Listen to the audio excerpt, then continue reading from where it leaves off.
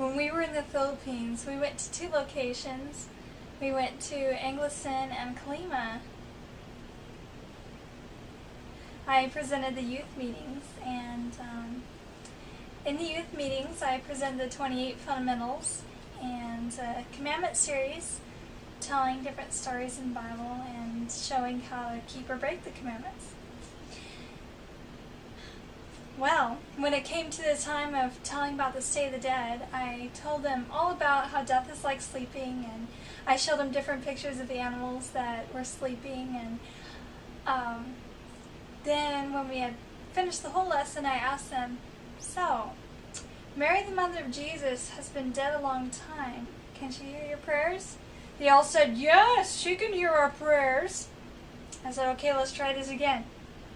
When you're dead, you cannot hear, you cannot talk, you cannot see. Mary the mother of Jesus has been dead a long time. Can she hear your prayers? They said, yes. I said, okay, let's try it again. We went through the whole thing 5 times. Finally they said, oh, I guess not. I guess Mary cannot hear our prayers. They were so receptive. Every time I told them something that was in the Bible and I proved it to them from the Bible, they immediately accepted it. When I told them about the jewelry, they immediately went home and took it off. They were so excited. And when I called them for baptism, they responded. And there was one little boy named Kester. Kester wanted to be baptized so bad. He put up his hand and he said, I want to be baptized. He went home, he told his mom. She said, you're too young. Oh, he cried and he said, please. Ate Jenny said, except a man to be born of water and the Spirit, you can't even enter into heaven. And the mother said, you're still too young. Finally, baptism day came and went, and he was not able to be baptized, and he cried and cried and cried, and he said, Mama, you're keeping me out of heaven. Oh, that was it for the mom. She came to clinic and she told us, my son will get off my case. He wants to be baptized. Can you make another day of baptism? We said, I think we can. So we talked to the pastor. Now in the Philippines, they're pastors. They have the district pastor who is ordained, but then the local pastor is not ordained. He's just waiting on the list to be ordained. And so we talked to the local pastor, and he said, there's only one? Oh, that's not enough for talking to the district pastor. He lives a long way. And I said, there's going to be more. Just call him.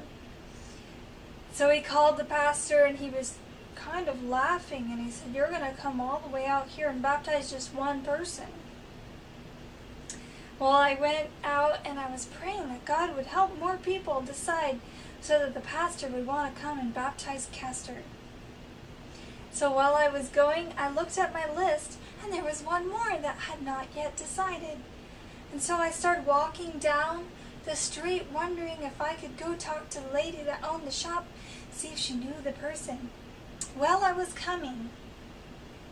The youth leader, came and she met me on the road, and she said, I know someone who wants to be baptized. My niece. Can you come to her house and we can talk to her? I said, sure, let's go. So we went to the house, and the little girl said, yes, I want to be baptized.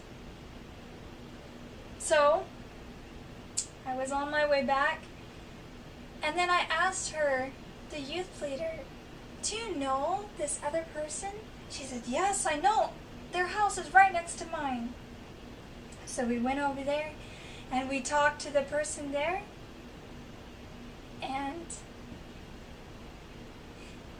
he had not even gone to school. He was waiting outside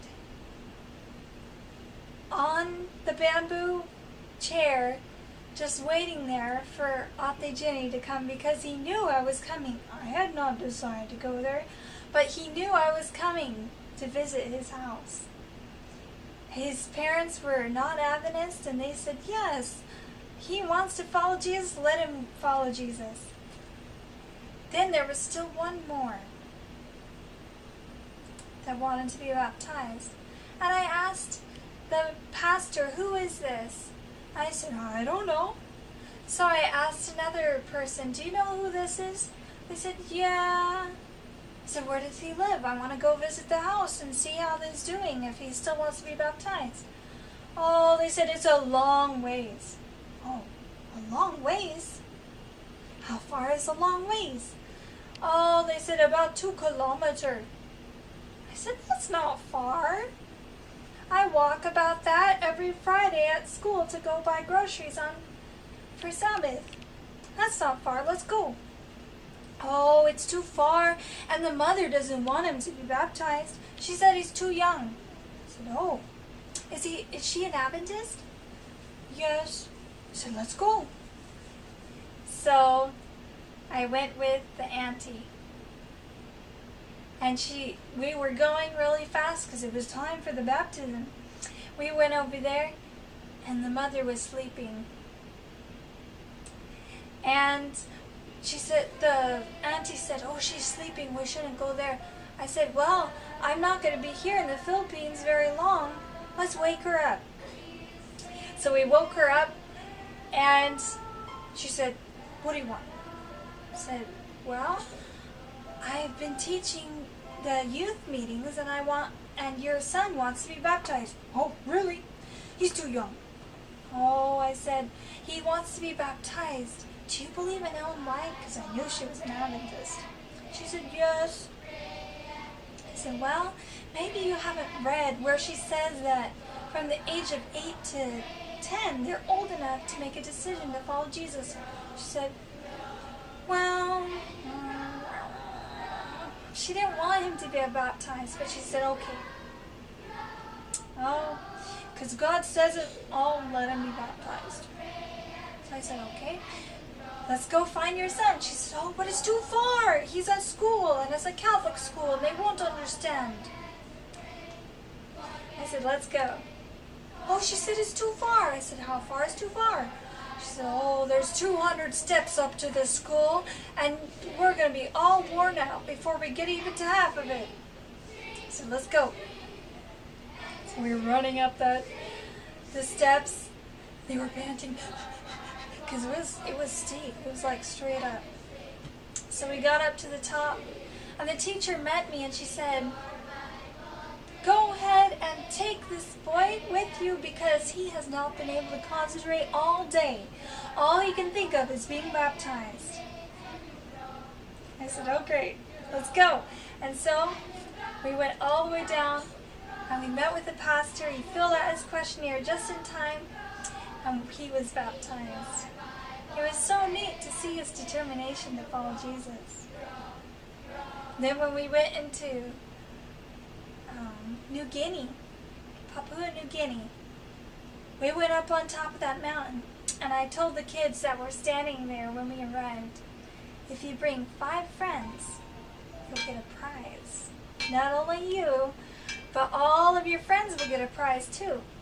So I said, okay, we're going to bring our friends. And I said, but if you bring 10 friends, you'll get an even bigger prize. They were so excited. We're going to bring our friends. We're going to get a prize from America. So they were running around inviting all their friends. And they were so excited when they saw the nature programs and the frogs jumping and the different things. And when they heard about Jesus, they were so excited and they wanted to be his friend.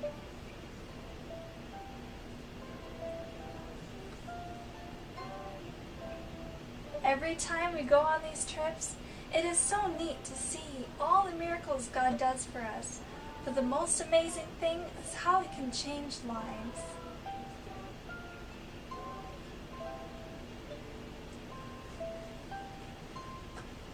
Bible, pray every day, pray every day, pray every day. Read your Bible, pray every day, and you grow, grow, grow, and you grow, grow, grow, and you grow, grow, grow.